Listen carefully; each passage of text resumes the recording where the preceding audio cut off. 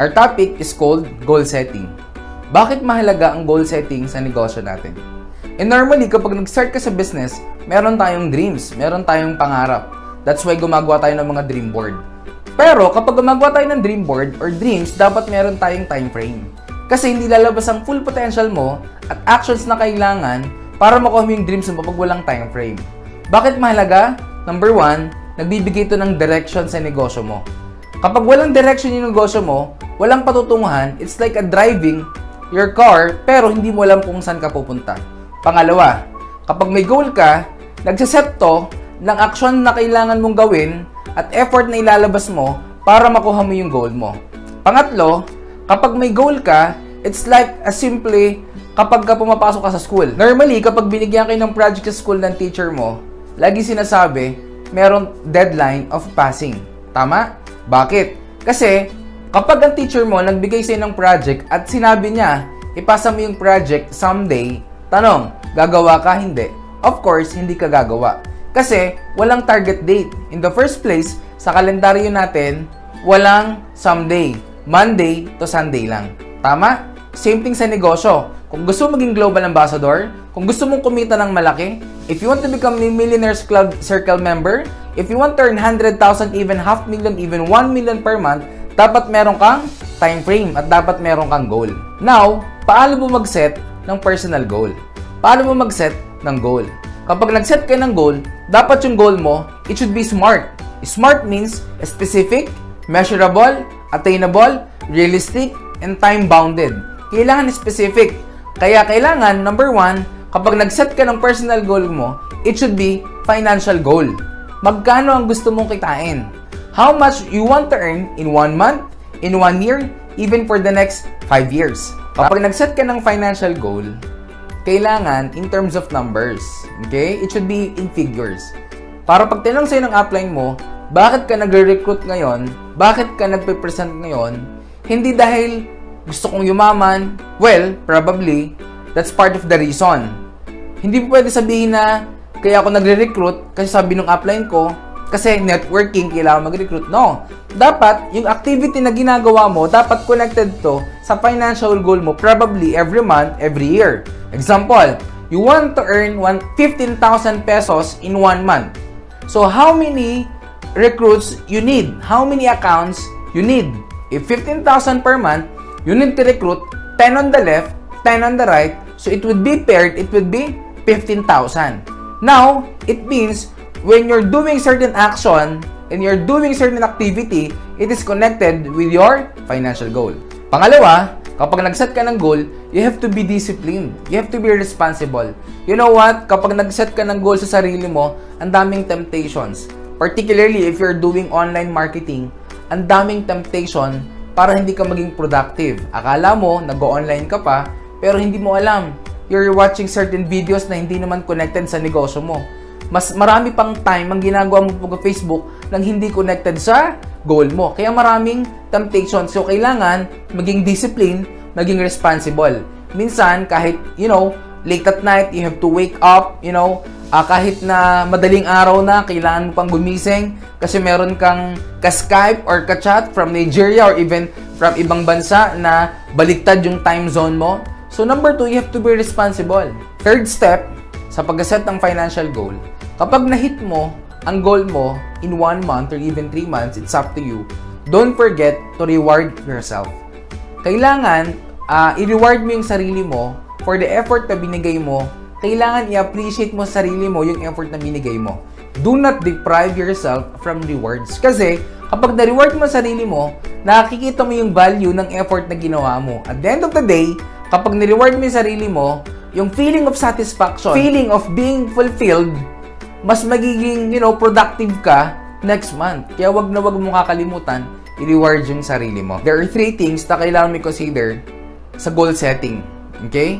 So, number 1, may tinatawag tayo na long-term goal. Number 2, may tinatawag na tayo na short-term goal. And number 3, mayroon na tinatawag na activities. Pag sinabing long-term goal, these are normally goals na medyo malayo pa. Well, it could be 1 year, it could be 10 years, it could be 5 years. It depends sa panyo kung paano mo siya treat as a long-term goal. Pangalawa, short-term goal. Yung short-term goal mo, kailangan connected ito sa long-term goal mo. Example, kung ang long-term goal mo in 1 year, kumita ka or magkaroon ka ng savings na 120,000 pesos, ang short-term goal mo is magkaroon ng savings na 10,000 pesos per month. Times 12, kaya 120,000 savings in 1 year. Ang long-term goal mo is 120,000 pesos savings in 1 year, and short-term goal mo is to earn 10,000 pesos savings per month. Now, third is, tinatawag natin na daily activities. Hindi ka magkakameron ng short-term goal, hindi mo ma-achieve yung short-term goal mo kapag wala kang ginagawang daily activities. What is your daily activities? Ito yung OPP, ito yung NDO, ito yung ASAP, ito yung pagtitingin sa mga downloads mo, ito yung pag-a-add ng mga friends mo sa Facebook, ito yung ilan ba yung napapa-ABC or napapa-advise mo sa upline mo. So, ang short-term goal mo, connected to sa daily activities. Here's the application of goal setting. Ito yung typical na example kung paano ginagawa yung goal setting. Let's make with numbers. Okay? So, ito example na to is a perspective kapag naka-single account ka. Okay? So, example, kapag naka-single account ka, ang goal mo is kumita ng 500,000 gross income in 1 year. Pag sinabing gross, hindi siya net. Kapag sinabing gross, kasama yung GC, kasama yung tax, okay? 500,000 gross in 1 year. So, the question is, if 500,000 gross income in 1 year is your long-term goal, ano ang magiging short-term goal mo or monthly goal mo? Definitely, kailangan mong kumita gross ng 41,666 pesos in 1 month. That's 500,000 divided by 12, okay? So, lalabas yung 41,666. Kung ang goal mo is kumita gross income of 41,666 in 1 month, divided by 1,500 or 1.5 dun sa match sales bonus natin. Therefore, ang goal mo is magkameron ng 28 pairs. Ibig sabihin, 28 sa left, 28 sa right. Ibig sabihin, 28 pairs para ma-downgrade natin in 2 weeks. So, 28 pairs divided by 4, ang lalabas dyan, you have to have 7 pairs per week. Ibig sabihin, 7 sa left, 7 sa right. So, more or less, ibig sabihin, 7 times 2, you have to have a 14 pay-ins per week. If 14 pay-ins divided by 7 para makuha natin yung daily. So, you have to have at 2 pay-ins daily. So, more or less, kung dalawang pay ng goal mo every day, ilang OPP ang kailangan mong i-conduct.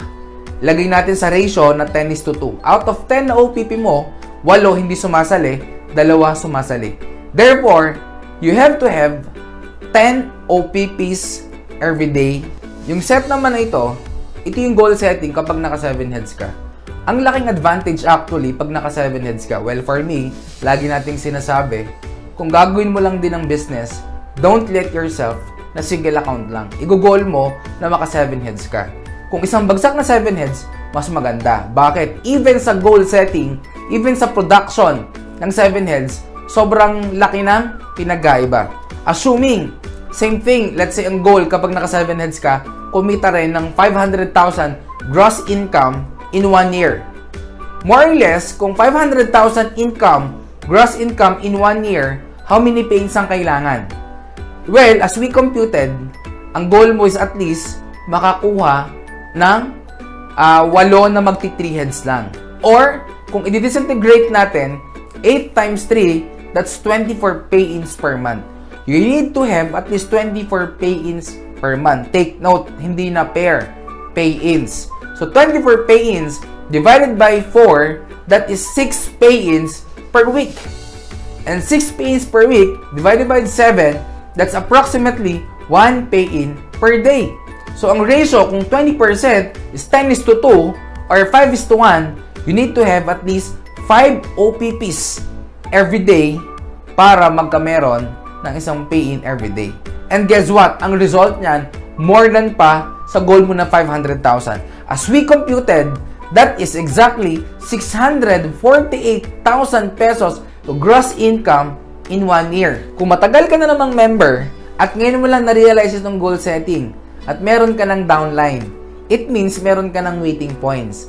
Now, iba naman ang goal setting kapag meron ka ng waiting points. Ngayon, ang pinakamaganda, mag-consult ka sa upline mo kung paano maging structure ng goal setting mo or structure ng activities mo kapag meron ka ng strong leg. So guys, I hope yung goal ninyo, makuha ninyo, and I hope and I pray that this year will be the year na makukuha mo na ang mga pangarap mo dito sa AIM Global. God bless, more power, and AIM World!